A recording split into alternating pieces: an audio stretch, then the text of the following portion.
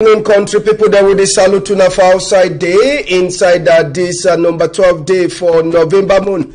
Pidgin news we return back for some of the main story that will be telling for inside this week where it pass. Some of the story that we maybe is surely surprised. Plenty of we will be follow tele inside the whole week. And Sabi said this week where it pass, maybe we'll go talk small for chapter for sports. Rigobert Sombanak be come out at least for 26 players the way they go play with ye. They go carry Cameroon in name go for World Cup. And for inside that list, we get some names the way they no be they present. We people them they check say it no be correct at all at all. We go try for look inside that chapter for Pidgin news and we go take una to enter for inside this matter for schools them for inside we country where they also continue for Chakara. We take una go for the first government bilingual primary school for Izeka, where since we breeze it pass come out the roof, picking them they know the fee for go school again go learn, no work, they never do one for day. And we take una go to for government school for Banefo for West Region 2 for that side. Now some kind of work condition where they picking them, they the learn book for inside day. And we go talk chapter 2 this for inside Pidgin news, this Padiman where they call it say Fonjiko Dauda. Fonjiko Dauda we been at that man where we go make Chakara for police station for Sika identity card. After he be get freedom, but freedom where he get he go back for house, he go there unconscious. After we chop some better chop, waiting the really pass on top the chapter 2. We go talk on top with stranger will get for inside the Tori house. Oga, I'll call you Master Cha Walters. I salute you. Thank you, Mr. Ambassador. Right. Thank you for people them waiting the outside there for see we move Chakara Tori this afternoon. So, how the week be happen for you? Waiting be really catch your own eye for this week. What really catch my eye this week now, the situation where picking the leaf under for study for Cameroon. Now the way they picking the leaf and for even learn book they get for some work condition them. Now the only thing that will really capture my mind for this week. All right, and small story for corner side first. National Assembly honored them they start work on Friday. Senator then too they start work on Friday. And if we get for follow it way Kaba Ege Jibril try for talk. He try for talk say make country people them take serious in the way they come up for country. And if we talk to matter for football, we man football team. He dey for outside for represent the country. Say make all parliamentarian they give them support. And one of the key work with this honor they will do on this period now chapter for a budget, the money we Cameroon go use them for 2023. But plenty of the time, people that don't talk say some important thing the day we honorable them, they ever forget and when they start meet up. Now the last one this way they meet up for this year, this November session now.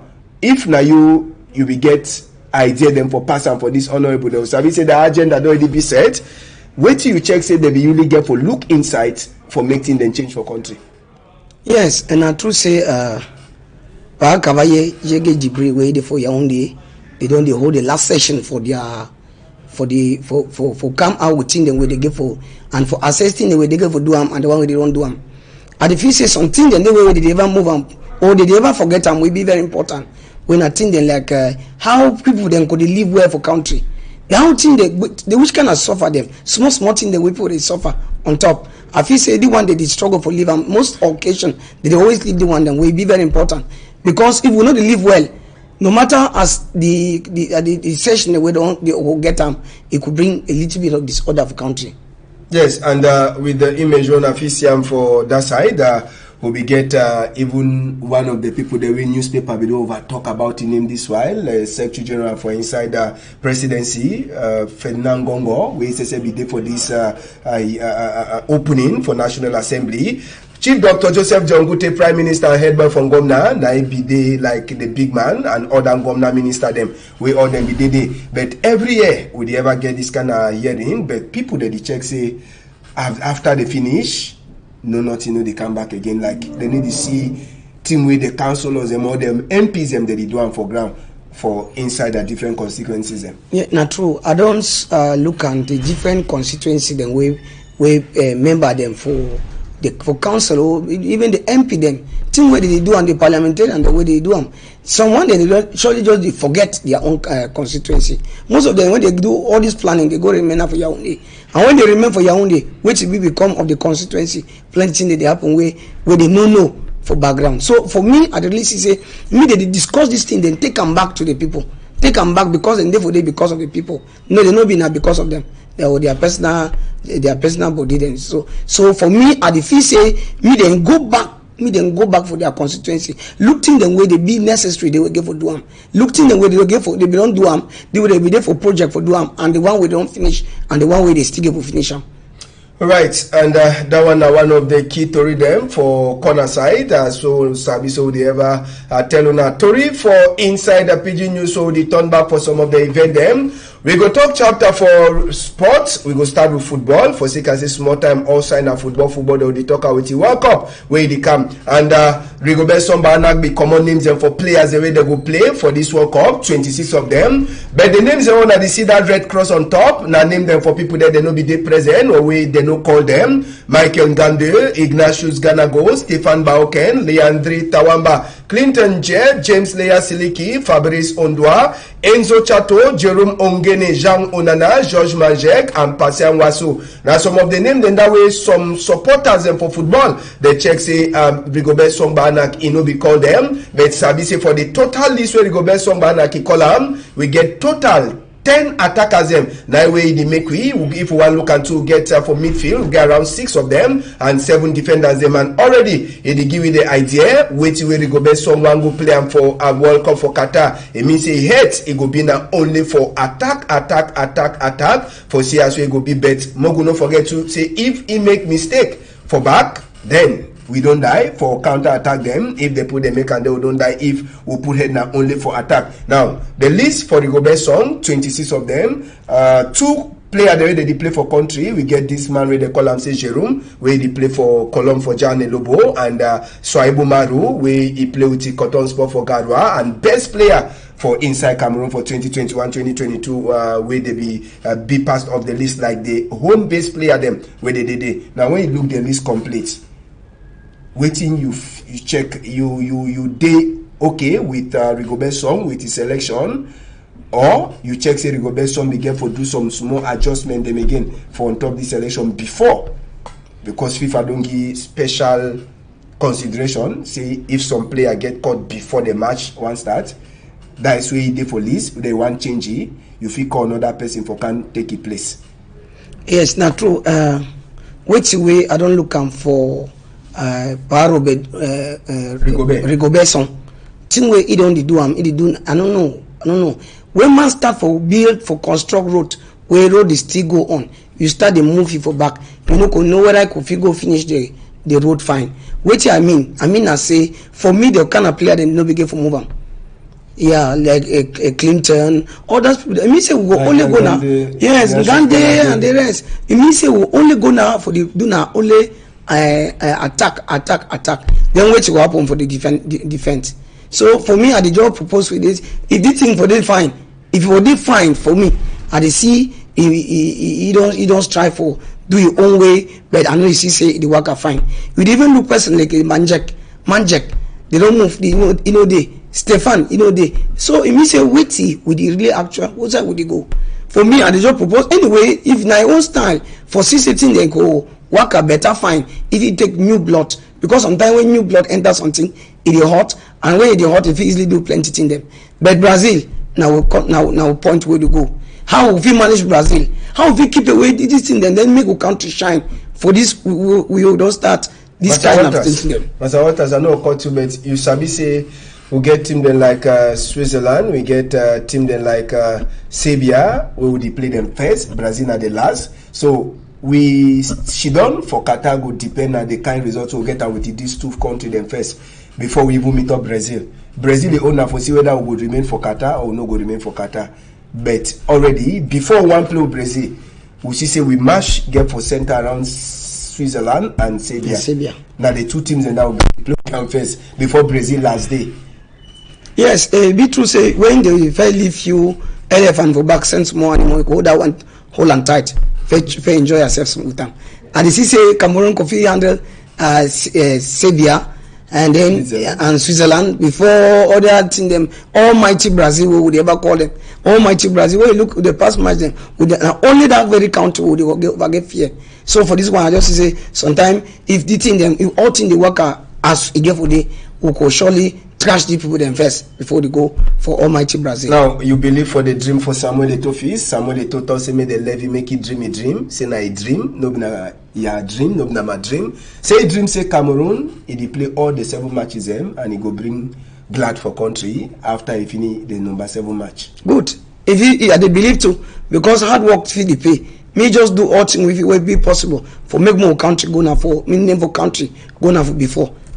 All right. Apart from say plenty people they complain, Michael Gandano Day, Ignatius Ghana go.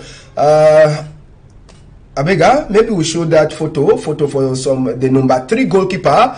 Number 3 goalkeeper where they call it say his second name is overthrown, so I no go even try for call him. The first name is Simon. He been a number 3 goalkeeper for Olympique Marseille, and this man, the goalkeeper, where they take it like number 3 choice for with national football team, he never play 0 second for Marseille since this year start. I mean 0 second. Even for play with the reserve team, he never play. And person where they take it like number 3. Plenty people they be check say maybe Fabrice Ondwafi come back. He can't take a position after all. He play for Lithuania and he come on like best goalkeeper, best player for Lithuania. Though the Lithuania they for ground, but China and Lithuania their competition they almost the same. We Christian Basogo come up for the plenty they don't argue. Say this kind of goalkeeper, number 3 goalkeeper, we never play even 1 match for a team. Na error. Then another person, Gael Ondwa, we since for August. We hear say never touch football, and even on Friday, a team he be play again. He name no be even fed enough for the reserve bench, but he says every day. So for 3 months, he never touch ball, like for play competitive match. And not some of the players, then that way they take them go for World Cup. People they don't ask questions. Say the choice for Rigobert song, we they don't understand. And even Nicolas Nkulo, I thought say the man Asian catch himself small. They be get for bring person where he still get force. We person where the count plenty energy. Yes. If you look at them. So I just say this when you don't overstay, when you stay for place for which you don't for down, when you do anything, it get effect. So when you see this kind of situation, anyway, we thank God say na number even a number 3. Even a number 3, sometimes if you even go to World Cup, you know, even it come for bench. But even a number 3. If I've been a number 1 as for staff here. But for my own way, I just say this. So me yourself, me do a lot of efforts for grow or for shine. For shine, no be na always say if you only go shine for outside before you can't shine for inside. Sometimes a new stars, you don't enter, so it was just start the shine to go. Yeah, but some other people that they really talk say normally we don't see as we Davis Passy. The second goalkeeper he the catch we don't see, and this young boy be there that time when they be called them for that international break. Plenty they talk say plenty they criticize song for instead to use this man for C own level than for use the Andrew we already sabi them. Yes, we not say go this side, we go this side. Use this number 3 goalkeeper now, and now it is also the World Cup where he never really get experience. So the World Cup naturally enjoyment trip for you, enjoyment worker. May just be enjoyment so, and it won't be enjoyment so it could be at their own detriment for our own country because all thing would go where would go World Cup would want get and something where all other African countries they not be get them. So if we don't remain and say we go just go there and we safari trip then we come way back, it will really be fine because we know if we calculate the discrepancy plenty money they will spend them for say me country go for World Cup. So this kind of money for come back. Maybe we can build our country or make me a country grow for another level. Do person we don't stay enough, they just come out for inside of bench. Then can put in number 3. Then I don't know whether the choice for who coach song whether he do correctly. Yeah, all right, and we don't notice them to say some days before the World Cup where they come. Plenty other list them for different countries then they don't come out them. All the lists that they get problem, even outside they complain. Say why you put the one, why you put the one. So no only trouble for Cameroon after all. Say Cameroon will take some of he play at them where they expect say they for make change. But as well the talk last Saturday, now already 1 week. Now we Samuel Eto'o fees, he be there for Douala here for show with the new JC for women football team. Already The people there, they say they don't get 50,000 or 30,000 or 20,000 for buy the original. They don't start command the Lofo one them, and the Lofo one already flow for market. With the year just now say the company where you get right for say this JC them for women football team, it already take order from court, and court you don't give order, you don't give power for all divisional officers them and other governors them for say may they follow up say they no one catch this second hand I call second hand the Lofo mayo them where they ever make and sell them, particularly the new one for Cameroon where it for answer where people they sell them. But the big question now say they go fit for control say make Lofo no come out, because Lofo already start come out, and it shall be saying Lofo come out. It go worry people that they sell the original. Seriously worry people then where they sell original. But how they go fit the whole come out? It must come out because no be all man could be capable for buy all this one at the very price where they game. When something come out so we want and say more support the country, when we country the play. Almost all man make color then come out outside. Me they make the price make go down. It is so you 1 year price. Now the thing we could cost the low for them go come out and low for the market. So they no fit. You see and say even if they give power for people, they will fit for controller. They go fit for controller now. How? For which means now the people then where they go even go controller where they go even make and it could be more while they go spread the fire. Because for me I see you person where you know the where you want for buy new one or buy original. It go first the original go fit be now for how much, and then the low focus then how much, or the one way they do all these things we put in place. Price they put in they just increase. So and for prefer for buy thing way I could use them for a very short while. Then make immediate country the king go down front. So if Master Walters, if they decide for put law. If they decide for pull law, say this, so if they catch you with Lofo, one all sport JC for your skin, they will lock you. You should say people they no fear for buy them if that people there they get them. Yes, people there real time, people then go fear for buy them and then they no go buy the original. So because she say it be needless. Go original don't feel buy them because the situation where they live, you know they correspond. All right. Okay, we go come up for football. But me no forget say we man football team play at the be land for Abu Dhabi be dinner this week. We'll just finish and they will continue for prepare. This weekend, Saturday and then the last days the way the professional football then for different one man contingent for a stop for give break for World Cup. So by Monday we will get other players and where they play for one man country they go join with the man football. Broken down to dust. So I just feel say this so me all man before the one bill me try for pass for council for see whether they go give you the real permit for go build house and for build a house because we look say tomorrow it go. But they normal say you sabi say survey the bill water get for pass then you can build for block water. We you sabi say water get road. They talk so sometimes at the blame sometimes when they want broke, but they blame mostly the people them when they get their houses because you cannot go take you know if you take money go they put them for thing where you really know say the thing you know go last. That place where water they pass it be now the only place if you block and wait to happen will get flood and then no only flood will go happen for that thing there it cost we could lost plenty life them. Right, Boya, we go come out. We enter for Insider Ezeka for Insider Young and Kelly Division for Central Region, Government Bilingual Primary School Ezeka. Now the first school, now for World Bank, now thanks to World Bank and Emmanuel Macron Gomna, we this school it turn up as turn up. But just now, they picking them for that school, they cry, they picking they suffer, they beg. Now for Sika say, strong rain and breeze way pass. He come out the roof for their classroom, and since we hear say time when the thing be passed, the divisional delegate for primary school book be passed, so they take photo them send out for big people them. But the academic year they go small, they go for before. No serious work. It never happened for on top this primary school for that side. So for Ezeka, we hear saying that the first and maybe the only government primary school where they for inside that town. And now they picking the way they begin only 3 classrooms them. They be forced for join one of the class to another class, and for Sika that one two way picking them tight. They make away some picking them. They know the fee for camp school again for Sika say they no get space. The week way pass, the mommy them and papa them for this picking they be should don't hold meeting,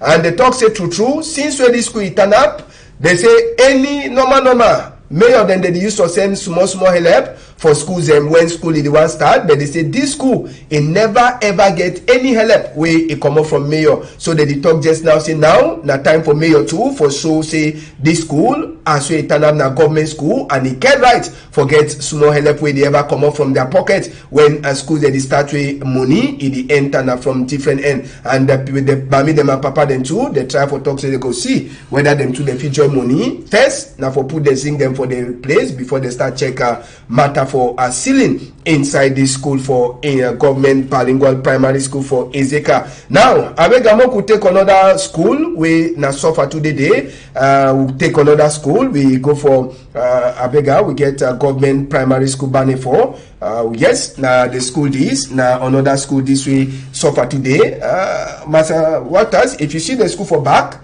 if they tell you say na school you go toss in a lie say this place you know if you been a school after this signboard yes if you see the backside they tell you say na primary school that you deny but when you come for before na that time you say you notice and say true na the place that we picking them then they go learn book we fit see window you know forget window na open air we picking them they learn for inside and one of the class they will rain be don't fair common zinc they don't last abandon them so they only manage the class them na manage them for inside government primary school for Banifo and place to office place we picking the she don't so they like say come for day we no day our classrooms them the day for this school grass now don't cover the whole place now for talk say it is so they know they really look at the school and for Sika this one we hear say mami them they never fit for send their picking them for the school this academic year may or we don't promise say go come fix the school but so today nothing it never happen for on top this matter so government primary schools them one get own problem when it rain we move zinc another one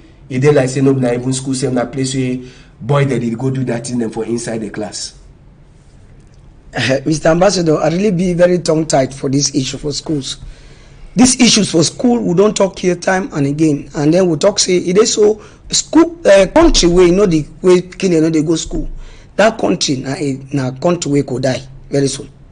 It could die very soon. Now you are talk say when you look the system for our own country, as we don't first start they talk about the MP then when they come up for Yaoundé. Now the kind of thing the way they first get for look am.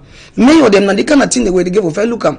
The money where they collect for market, anything where even they have them where they come out from FECOM. And all these small thing, nothing in this way they get for the do am for see whether the Pidgin and co easily advance for their education. But now look at the situation. Man feel live for the kind of place, stick fee for on top teacher and a teacher that, and always fall on top Pidgin, or snake fee come off for day. And so why animal fee come off for day? Or man way they take now only taba or the long cigar. If you want come off for day, if you kidnap one of the Pidgin them, and then when you kidnap one of the Pidgin them, we know they go now for front. We know they go now for front. This thing really be a problem for society. We will try when we school them, at least when they develop to a certain level. A level where if you help man, where if you make a me, people don't even get desire for born more picking them. This kind of situation, I sure say the parent they no could even born picking again. Because at the end, which will happen, it could be na say the picking and could turn be na the picking and could turn be na rascal them for us. So now so what they see. Yes, and this one for Banifo. Banifo, don't worry. West region. They worry. They like say na some farm, na some farm, na some bushland. When they go back, so look, man, look, and then the Pidgin them be anxious for go for school. So now really something will go for the PT yourself. People then when they should up office where they get the thing where they call the fee fine. They get AC, get all thing. I feel say I beg. I became look the kind of situation where we get them for country, and it be a disgrace for me, for the mayor or the people, the big people them where they under this constituency. Now a very bad thing. I heard they disgrace themselves. All right, now for inside Banifo and Ezeka, we go left that one. We go for Tico subdivision. For village where they call them say Bonganjo na village where they under Tico subdivision. Now inside the week we'll be talking matter we picking them or people that they should for Bonganjo village.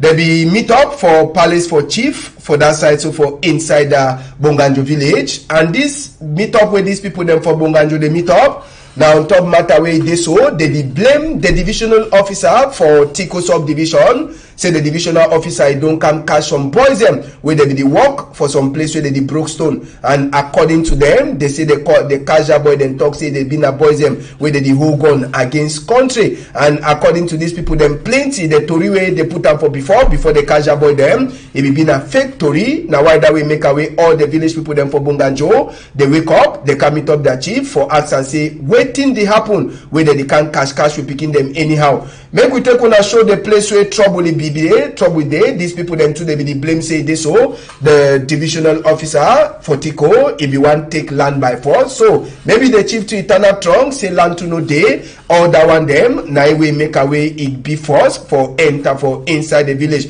Now the places where they broke stone, they call them for BB grammar say quarry. Now for here where they can catch up 4 boys them and they take them go out, and so nothing that way provoke the people them for inside the Bonganjo village where they blame the divisional officer where according to them it cause trouble. And Sabi say normal according to Tori, according to where they teach we for school for people that they pass through journalism and mass communication for hand them for late Professor Enotan John, the Professor Kingsley Longan Langange, Professor Chetita, and plenty of the other teacher them when they did for GMC. They talk say where you want do Tory, you get for balance arm.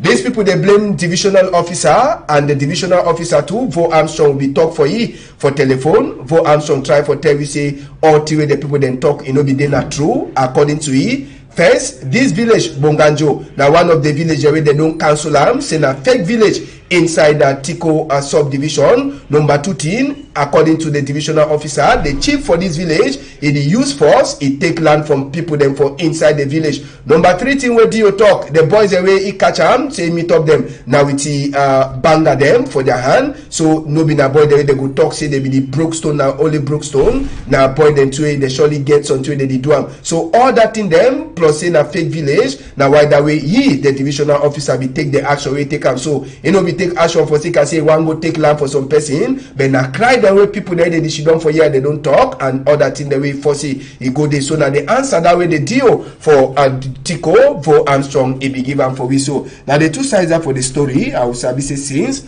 trouble day and already we don't see some book where come out say village for Bonganjo, they don't cancel them. Now senior divisional officer for Fako division, Shaibu, as we they call it, now I don't just come up. But in the funny say, now the former DO, he put this man on top chair, this DO come, now change him. Waiting they happen. Now Cameroon, would you really see say when they don't really talk, say this government don't come do this one. The other government if go can stand for back the one way it be end. Look, they don't put no chief for a village. The government, the Joe don't can cancel and put different one.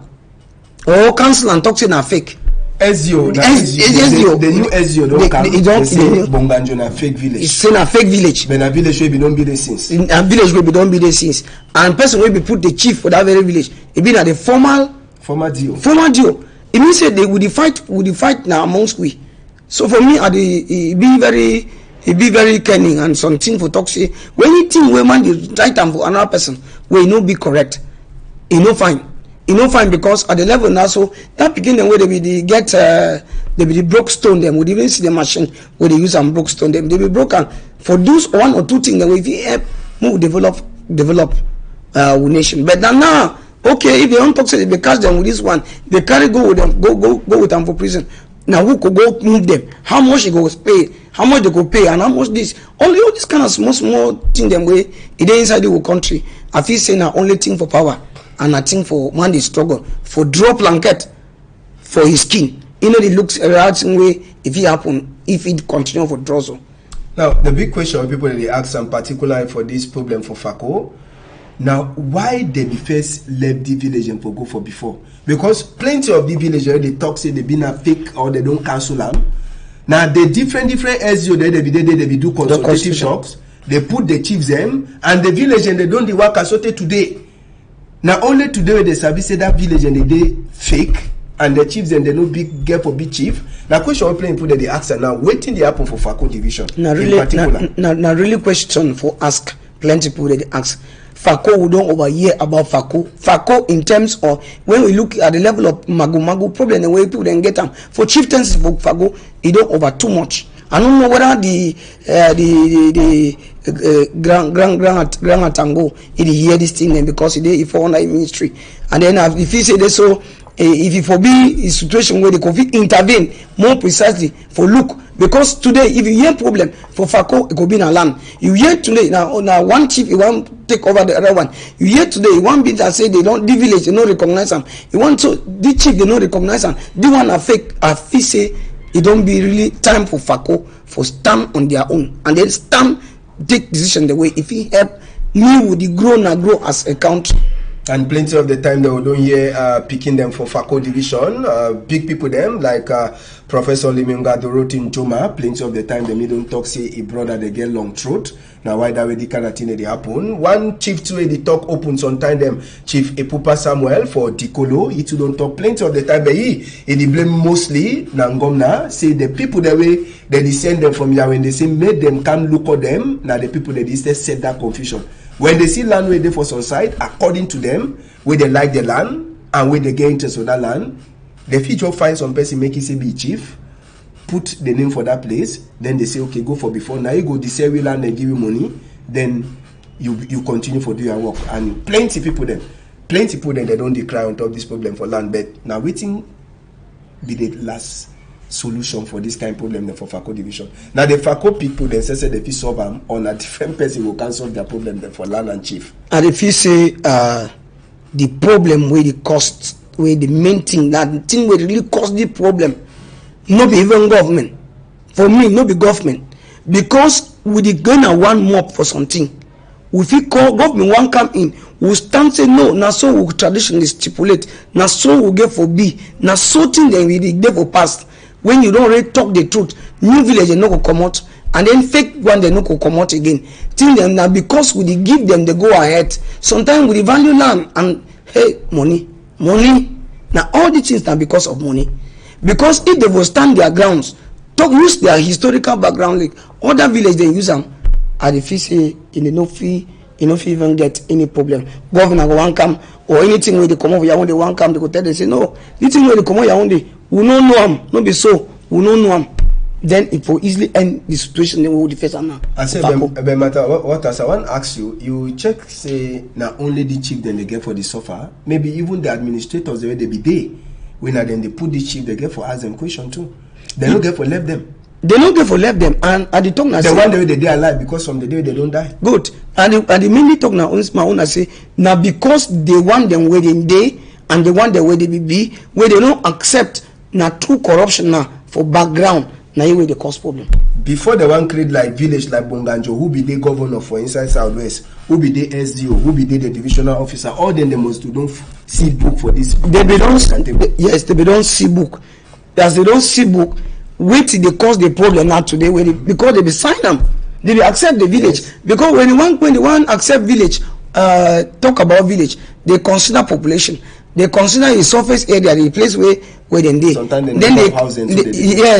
the population where they talk, and then they consider to say the one how it be accessible. Now it gets some resources, economic resources. We'll figure them from there. Now from the other thing, then when they put them together for make great village or for make me this some kind of name or chief. Or whether they talk about the grade for chief and the thing in that way they consider them. But not be wasting where they see them for Fako. Fako, you just see within a small, you see some small land where they in between two different places. Not chief. Small one is one, not chief. And when you continue for be so, we know as we be divided, we feel easily capture away. Now so I see the issue for Fako. All right, and plenty people them for Fako just now. For now, they talk say the new senior divisional officer they send for the plenty village them, and it is also continue for going work. All right, our ear there for ground for problem for chief and land for inside Fako for Southwest region. We go left that side. We talk this countryman with the call it say Fonchiko Dauda Fonjiko Dauda, maybe una no be sabi name, but maybe if una see a photo, una go remember he. A photo be there for all side for internet, for social media. Say he dey so na the party man where he go disturb for police station for sake identity card where he don't make am for long time, he no get am. And sabi self say for sake that matter, abe, if he get that photo for Fonjiko. For that period, they be cash so they put it for back counter last. Inside the back counter where Fonjiko Dauda be dey. He hear say a woman be there for inside the labor room, he die. And last, na court, big man for court, he last sign book for say me the left Fonjiko Dauda. But now after we hear say they pay around that kind 200,000 francs for say make it come out for outside. One time when Fonjiko Dauda be come out after order from big man for court. We hear say the carry go chop better pan chop for Nzapse, as so we hear them. But after he finish up the chop, go house, the man go be unconscious. Waiting really pass, no person for family never sabi. Woman dey for inside the co-house for hospital where they plan for commodity die body.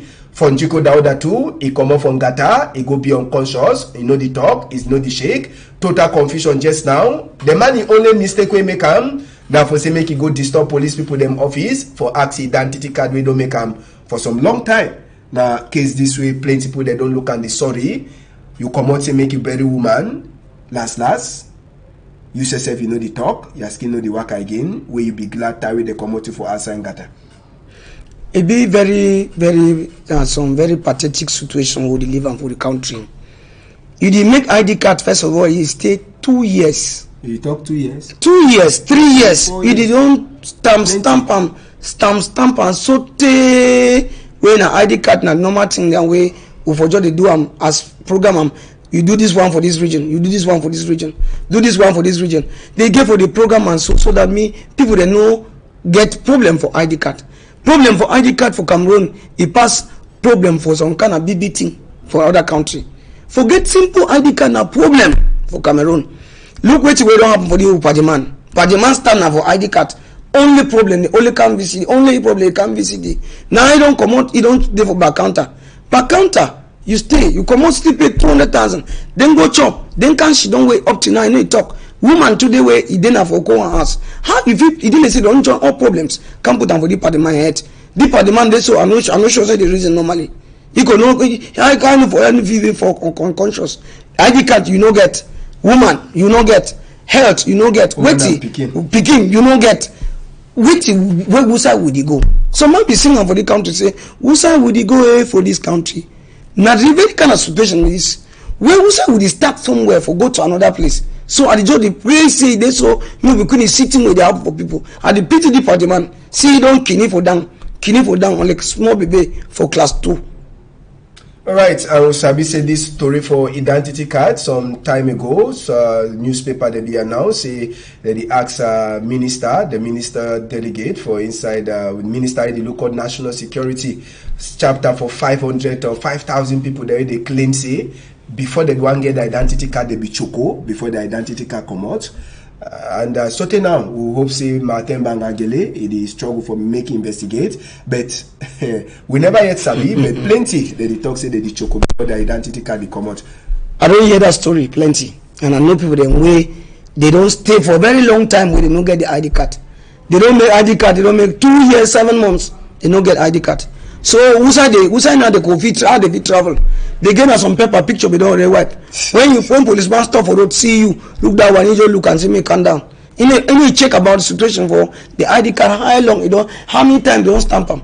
They don't stamp on 12 times. 12. Alright, we go come out for that matter and we enter for church house. Presbyterian Church Basadwala. This order for that church it starts some 2 weeks ago, and last Sunday we will be turned back for them for see whether Pidgin enter. Church service be happen somehow for inside church, but we'll get another group where they be there outside, they blow whistle, they sing, they show paper, say they know one person will go come talk on top their head or climb on top their head. They want for she done for one chair for talk man to man talk, and they say me some pastor then they come out. Now the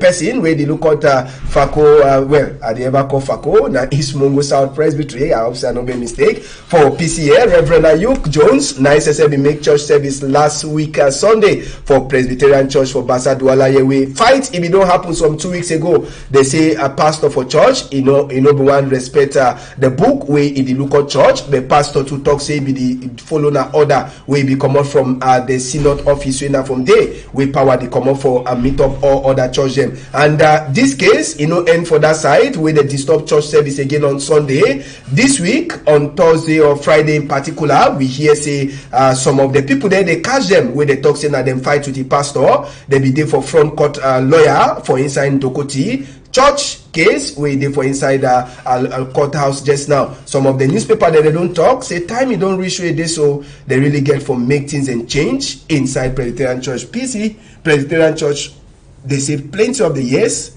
they never see the kind of thing that they happen. PC Kumba Town na Ngrimba where they go put them for domo for church, do all kind of thing them. Now for inside Basa Douala na pastor where they push them fight for say pastor you want put a new person on top chair like chairman for church. For me, Mr. Ambassador, I just want to talk say this so church this day don't kene bad. They don't kene because you see man the fight. If you see when man the struggle for stand some particular post for church, we kill a check with it means say don't get something we want to gain for back. We don't overhear about this Presbyterian church. One for Kumba, one for Mongo now. Where all them not only chakara where they want look man they want stand up front, man they want take over power before before the magamago they come out for a back. Okay, for church now who they pray, now who they put whistle, now who they sing, now they say this one must go, this pastor must go, this one must come. All these things, the nothing that will not be this will be the year and a year. Say it could ever they happen, but now it is our doors. For me, I see say in person where they go to for church, say it say end time go start be because he talks say thing and could scatter with the sinner fighting everywhere. You see fight for post, fight for this, chop church money, chop God money. Now the thing that will happen. So it discourage even people them for go church. So for me, I for just talk say this so the people them where they want bring this order, me they hold them tight. Now, so I be talk for my small roundup. I talk say they be there for courthouse. Some of the people there they be mark their face them they be there for before lawyer on Friday for seeker this case for inside the Presbyterian Church for Basa Douala Day. Yes, they give for must go because thing the way they do an answer now which they call and say public disorder. They declare disorder and they spoil all the name for other churches. They spoil some other Christians. They discourage some other Christians. So for me, I for just feel say they so me they put them to order. They even give a pass for bigger court. But in the case where these people then too where they do this chakara, they get reason. They begin for so put them for back counter because them they know say they get reason. Why would they do this thing? They get reason and then they do for the church. We know they for the church. Like if they get reason. If two way they decry, it makes sense. They get for lock them. I just no, I never talk to me they lock them. I say me they come to a consensus. Me they come to something where if you make you read one of their paper, they say they want meet up man to man talk. Dialogue. Yeah, they talk for they say they want man to man talk dialogue. Yes. It means say they really want to do something. Now only say they know they give them the opportunity. And then house where they get fire, that house no ever get drinking water. And that very the kind of situation where we live and also for me I forgot to understand say it is no join strength together worship now God for up make God for up bring peace because when peace no dey for house that house no dey go. All right, and we go take una enter for Bangem for Coupe Morning go back with this amateur video we get them from Bangem this week.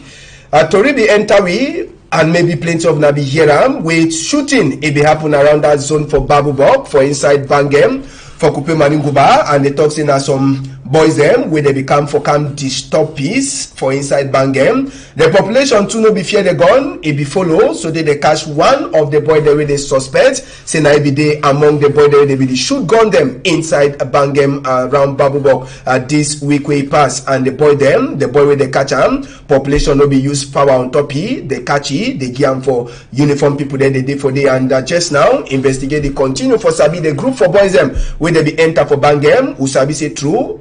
Coupe Maninguba to be hot. Time with this problem for Northwest and West start, but people there they should don't for there they say for some time now. Place it don't quiet until they don't go back to normal until this shooting way happen for that side. This one it happen way for that side. So for Cambe, now some 3 people them 2 population be catch them, and the 3 people them also here they agree saying that them kill some popular Benin people them for inside a village on Cambe. It never overstay with that one if it pass now. Population we don't start follow up this matter.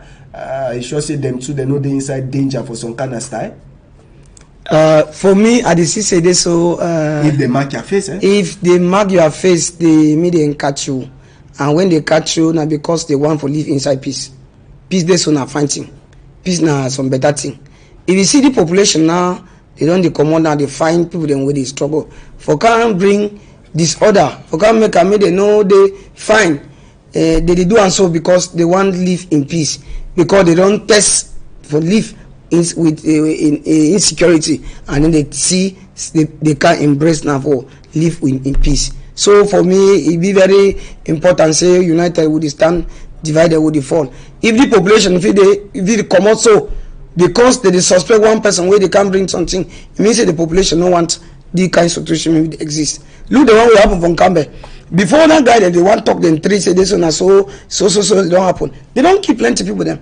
They don't keep big people them. Collect plenty money. You see say would go now for front or go now for back.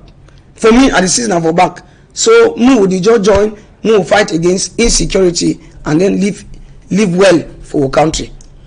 All right, and so for chapter for insecurity, we take on a go for Kribi. This week pass, we'll be telling us concerning some woman we get 2 identity. One na Emmanuel Macron own, the other one na Cameroon. Her name na Sophie Eve, where they meet up in die body for inside the house. And according to Tori where we hear them concerning this woman, he die. We hear say he be send some one of the work people them for by force pension, and if you want send this one of the work people them by force pension, we no be lucrative fine for side for money. And this man be telling say he go turn back for ye. But just now we know the conclude for year say that the man turn back for this woman, but plenty they suspecting maybe now that man he turn back for say the woman be vexy time where he be one movie for work where he be the work with this woman. And again, if it's also be when as other person so he don't take the opportunity say the man he don't make open eye for this woman, he can't do it to be the do am. So that body for Sophie Evehe where they meet up in that body for a house where no person never yet sabi waiting really pass it then for co-house for that side. So for Kribi, so now the mommy this half Emmanuel Macron country and half Cameroon. It be the shidon for Kribi. If now you how you go start judge this case, you hold na the man wey be don't talk say I go show you paper because you know be pay money fine, or you go start do your investigate before you can hold that man. How the investigate get for happen according to you? According to me, me soul rest in peace. But me go rest fine. At least when we look you see you don't really pass some age, so you don't pass some ages. But for me, for this particular case where they just kill people, you just see some man just over your house die. I get 2 ways where they look the thing them, because these days then we get some kind of disease where man they work out and for his skin. If it been a cardiac problem, even a cardiac problem, he die. That one is normal. If it's still been a situation where man talk say as I dey go, you go see me. I could show you. It's like most cases where you talk say I could show you. If it even happen when not be you, they go home and you say I could show you. They want to it can like a big lesson. The big lesson where people then get for learn for talk say they know they talk for man picking say this, so we could meet up, we could do this one, I could do this one for you. Then if you want to go some mass and climb on top stone will not be you, they go come back on you.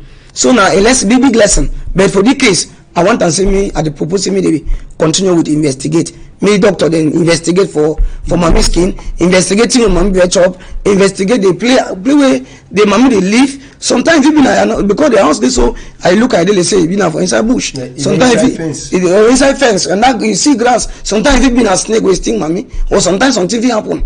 So for me I just look say it take time do investigate first before they study bring conclusion. So, but me they keep the man where we talk that one for back counter. Because we don't put you back counter before they investigate. If he easily come out, if he come out on base or something. Then if after we they finish do the investigate, they notice say no other man do they'll pay money no. Now you are talking me they keep for back counter. Me no run or me no go for some place. I never talk say me they matiti.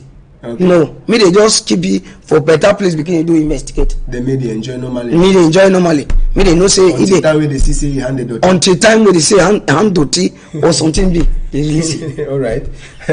All right. So we go finish with this other case now for that side. So for quarter 7B from Banga for Mongo Division 2, we at the week where we just finished, we'll be telling her concerning some power where they call it say Pa Luis. Where the pa die, they meet up the pa where pa don't hang himself, he killed himself for inside the house. According to the woman for the pa, each time for talk say pa wa hang so we pa no be well, he be get problem for his belly, and pa don't the ever cry all time say belly they make away no the fee for do no nothing. So plenty of the time them, this time will be last succeed for kill himself that the number 5 times.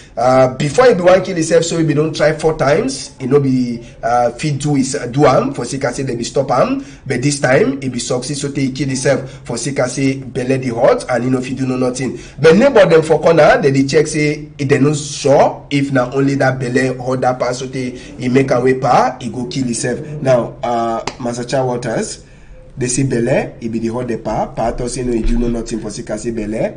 Now why die hang? I just want to say this so I feel say if pa be actually be one die because or go hang himself now because of this belly na first story. Because when you the one belly bite you used to go for the president they better kill you than for go hang yourself.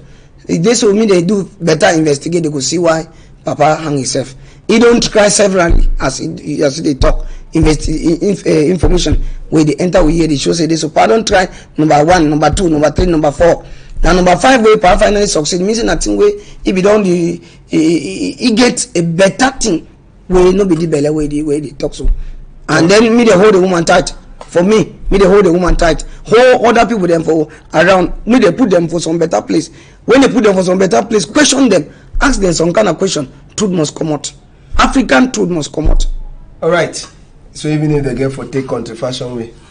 If they take controversial way, me they fair try because it's controversial. Since they put don't spoil country, think they know still work controversial still work that way for all man. No, for me, I just feel say this. So me they even threaten the situation, threaten the people, the family members them, they could get the truth. And for do this thing, now a very bad thing, me man kill himself. A very bad thing. I say now some kind thing. For my play will come out, they for just dig na place where you dey, even for that house, just dig and so just cut them, you fall, they just cover them. They not even put chair there outside, so the people they cash down. No, for my village, nothing no pass. It just delay so people don't make and so then go their farm. They not even bother.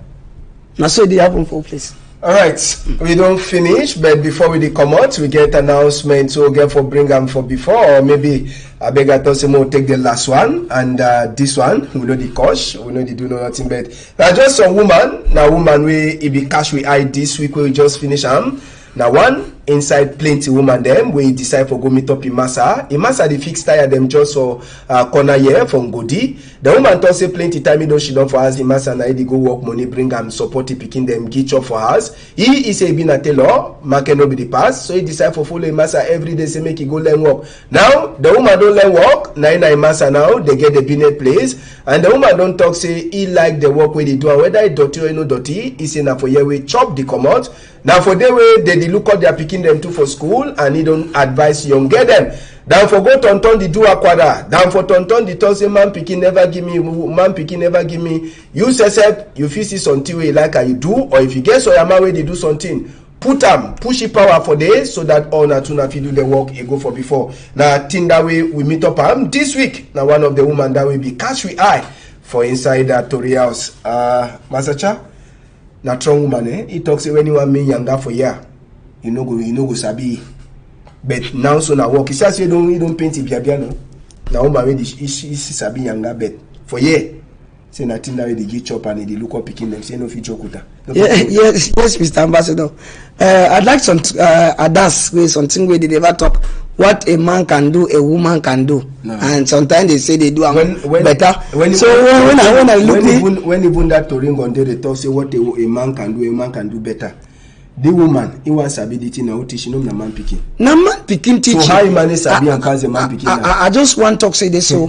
they talk say woman they say hey, woman they say hey. The one so na man they say give up say hey. Because look why stand. Look look he let them it is strong for ground. For sure say this. Now they kind of thing they will get for the encourage for Cameroon. Encourage me all women they be industrious. They know it's right for ID card say housewife. They right now yeah operating where they do them. Sometime tomorrow husband no go even get time for come for the place. Now he could bring thing where they go chop for house. So we nothing we will get for the encourage woman them. Gonna be those days when money she don't talk say I want 2K, I want 3K. Use them for telephone for call for get 3K. No, before the 3K on the 2K the one come maybe an addition. Woman una go for ahead. Be very strong.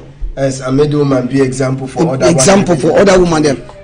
All right, we don't finish announcement. We'll get them for inside Tory House. You get one case for person we don't lose, and 9 BDs. In name na Salah Marinette Yun Jikong we don't lose, and na Masafai NS. He bring with this photo for Marinette. Say any person we don't see Marinette for any site. For inside Douala or for outside Douala, as we look tele just now. Number we did for before tele na 676 not 99 not 79 675 8 not 2 955 na number we wanna use them for call if wanna want una don't see Marinette, or if not una fi call if una see Marinette una no get the money for telephone for call. Una fit take it go for police or gendarme workplace for report, and so that them too they feel struggle for find side way meet up the parents and or the people them where they look on Marinette. Now the only announcer will get for inside Tory House for this afternoon country people them. Pidgin News will return back for looking the way happen for inside the week it don't end. Masacha, thank you plenty. Thank you so much, Mr. Ambassador. Thank people them when don't put for listen for we. I salute, take the time technically for salute my friend Bennett and Mr. Kepe with Madame Dorian. All right. All we did not teach them. Thank you plenty, Masacha Walters. Now be with we this day for turn back for some of the things that will look will be get them inside the week. And thank you plenty. The group where they work with we this afternoon, we get Innocent Abega, we get Malis, we get even Zefren Gonji. Better I need to forget the other technician they be work with we inside the week. I remember you Le Dupone, who this also talks and make you work quick. Veric, Gaber, Jonathan, and even Manadine. We all them they join work with we inside the week. If Papa God agree, na sote for Saturday we'll go meet up for another Pidgin News. We'll return back for look to what happen for the week. But